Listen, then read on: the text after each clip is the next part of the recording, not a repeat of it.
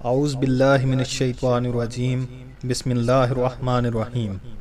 السلام علیکم معزز سامعین، 11 محرم الحرام کو عمر بن سعد نے اپنے لشکر کے قتل ہونے والے فوجیوں کو دفن کیا۔ سیدزادوں اور اصحاب کے مبارک جسم بے گور و کفن چھوڑ کر ان کے سر نیزوں پر چڑھا کر دربار ابن زیاد کی طرف بڑھنے لگا۔ رسول اللہ صلی اللہ علیہ وآلہ وسلم کی نواسیوں کو قیدی بنا کر ساتھ ساتھ پیدل چلایا جا رہا ہے۔ ابن اسیر اور علامہ ابن جریر طبری روایت نقل کرتے ہیں، ابن سعد نے خولی کو ایک ٹکڑی دی اور وعدے کے مطابق سیدنا امام حسین مبارک کا سر مبارک بھی دیا تاکہ وہ امام حسین رضی اللہ تعالیٰ عنہ کے سر مبارک کو ابن زیاد کے دربار لے جا کر پیش کرے اور خوب انعام و اکرام حاصل کر سکے۔ لیکن خولی جب کوفہ پہنچا تو تب بہت رات ہو چکی تھی، اس لیے اس نے رات کے آخری حصے میں گورنر کی نیند کو خراب کرنا مناسب نہ سمجھا، اس لیے وہ نواسہ رسول صلی اللہ علیہ وآلہ وسلم حضرت امام حسین رضی اللہ تعالیٰ عنہ کے مبارک سر کو اپنے گھر لے گیا، کسی برتن کے نیچے چھپا کر رکھ دیا۔ رات کے وقت خولی کی بیوی نے دیکھا کہ ہر برتن کے نیچے سے نور چمک رہا ہے۔ وہ اس برتن کے پاس گئی، اس نے برتن کے نیچے دیکھا تو نبی اکرم صلی اللہ علیہ وآلہ وسلم کے نواسے حضرت امام حسین کا سر مبارک تھا۔ خولی کی بیوی بہت ناراض ہوئی، وہ بیان کرتی ہے، خدا کی قسم میں نے دیکھا کہ آسمان سے ایک نور کی لہر برتن پر پڑ رہی ہے، ایک سفید رنگ کا پرندہ اس برتن کے ارد گرد گھوم رہا ہے، جس کی وجہ سے سارے گھر میں روشنی پھیل گئی تھی۔ اگلی صبح اسیران کربلا اور شہداء کے سروں کو کوفہ کے شہر میں پھرانے کے بعد ابن زیاد کے دربار میں لا کر اس کے سامنے پیش کیا گیا۔ عبید اللہ ابن زیاد کی سیدہ حضرت زینب سے گفتگو اور آپ کے دیے جانے والے جوابات بھی تاریخی کتابوں میں نہایت پرسوز انداز میں لکھے گئے ہیں۔ حضرت زینب اور عبید اللہ کی باہمی گفتگو دربار میں موجود حاضرین پر نہایت اثر انداز ہوئی۔ کوفے میں ہونے والے پرسوز واقعات میں سے ایک واقعہ یہ تھا کہ جب ابن زیاد کے سامنے سید الشہداء نواسہ رسول حضرت امام حسین رضی اللہ تعالی عنہ کا سر اقدس پیش ہوا تو اس شقی القلب نے اپنی چھڑی کے ساتھ حضرت امام حسین کے ہونٹ اور دانت کھریدے۔ یہ دیکھ کر کچھ لوگ تو خوش ہوئے، لیکن پاس ہی کھڑے صحابی رسول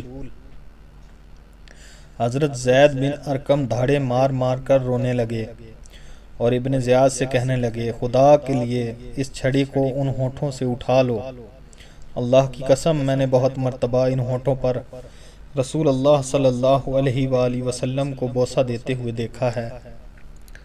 عبید اللہ نے جب یہ الفاظ سنے تو زور سے چلاتے ہوئے کہنے لگا، تم کس چیز پر رو رہے ہو؟ فتح پر آنسو بہاتے ہو؟ اگر میں یہ نہ جانتا کہ تمہاری عقل جاتی رہی ہے تو میں اس وقت تم کو قتل کر دیتا۔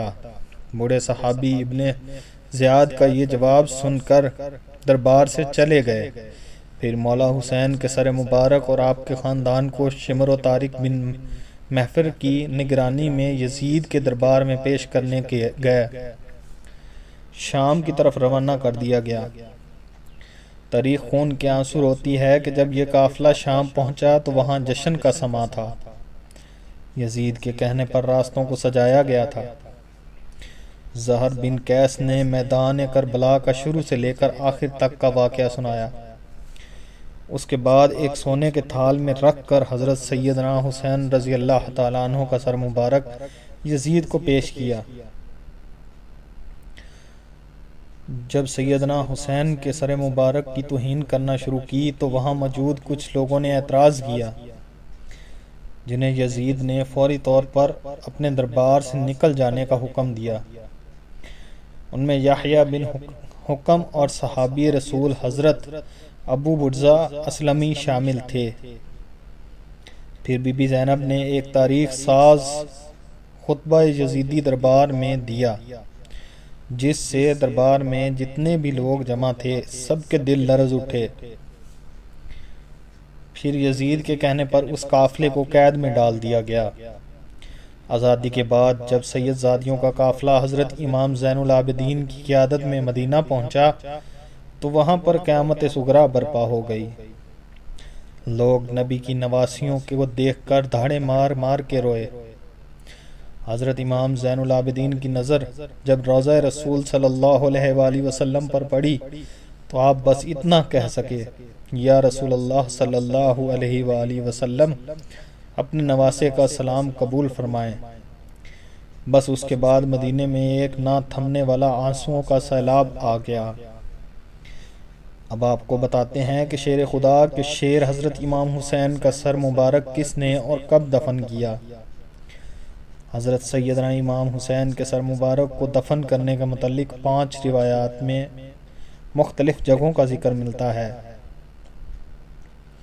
پہلی روایت میں علامہ قرطبی، علامہ طبری اور شیخ محدث دہلوی روایت کرتے ہیں کہ یزید نے اسیران کربلا اور سر انور کو مدینہ بھیجا، جہاں پر حضرت امام زین العابدین نے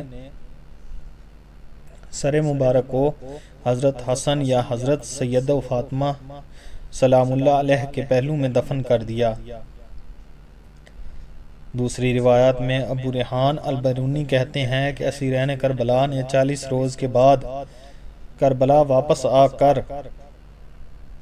سر مبارک کو جسم مبارک کے ساتھ ملا کر دفن کیا۔ تیسری روایت یہ ہے کہ یزید کے حکم پر سر امام حسین کو ہر شہر میں لے جایا گیا۔ اسکلان پہنچا تو وہاں کی امیر نے اسے دفن کر دیا۔ چوتھی روایت یہ ہے کہ اسکلان میں جب فرنگیوں کی حکومت قائم ہوئی تو 548 ہجری میں طلائع بن زاریق نائب مصر نے اسکلان سے سر انور کو لیا اور مصر لے گیا، وہاں اس نے مشہد حسینی بنوا دیا۔ شام کربلا علامہ شفیع اکاڑوی اس کے متعلق کی علامہ ابن حجر تیمی کی روایت فرماتے ہیں کہ ایک دفعہ سلیمان بن عبد المالک نے خواب میں حضور اکرم صلی اللہ علیہ وآلہ وسلم کی زیارت کی، جس میں حضور صلی اللہ علیہ وآلہ وسلم نے سلیمان سے محبت کا اظہار فرمایا اور خوشی کا اظہار فرمایا۔ صبح جب سلیمان بن عبد المالک نے یہ خواب حضرت امام حسن بصری کو سنایا اور تعبیر پوچھی تو آپ نے فرمایا کہ تم نے ضرور آل رسول سے کوئی نیکی کی ہے۔ سلیمان بن عبد المالک کہنے لگا، ہاں مجھے یاد ہے جب میں نے نواسہ رسول کے سر اقدس کو یزید کے خزانے والے کمرے میں موجود پایا تو میں نے اس سر کو 5 کپڑوں کا کفن دیا اور اپنے ساتھیوں کے ساتھ جنازہ کی نماز ادا کی اور قبر میں دفن کر دیا۔ سلیمان بن عبد المالک کے بعد اس کے جانشین عمر بن عبدالعزیز نے سر مبارک کو نکالا اور کربلا لے جا کر خود جسم مبارک کے ساتھ دفن کر دیا۔ ایک روایت یہ ہے کہ جب منصور ابن جمہور نے شام کی اینٹ سے اینٹ بجا دی اور فاتح بن کر داخل ہوا تو وہ سب سے پہلے یزید کے خزانے دیکھنے گیا۔ وہاں پر اسے ایک سرخ رنگ کی ٹوکری ملی۔ منصور ابن جمہور نے سوچا کہ ضرور اس ٹوکری میں بنو امیہ کا کوئی اہم خزانہ ہوگا، چنانچہ اس نے خود اسے کھولا تو اس کے پاؤں کے نیچے سے زمین نکل گئی، کیونکہ اس میں امام حسین رضی اللہ تعالی عنہ کا سر اقدس رکھا تھا، جس سے ایسی خوشبو آ رہی تھی کہ منصور نے کبھی محسوس نہیں کی تھی۔ اس نے اپنے غلاموں سے کہا کہ فوراً کفن کا بندوبست کرو۔ کفن میں لپیٹ کر امام سیدنا حسین رضی اللہ تعالی عنہ کے سر اقدس کو اس نے دمشق میں باب فرادیس کے پاس دفن کر دیا۔ اللہ پاک ہم سب کو اہل بیت کے ساتھ محبت کرنے کی توفیق دے۔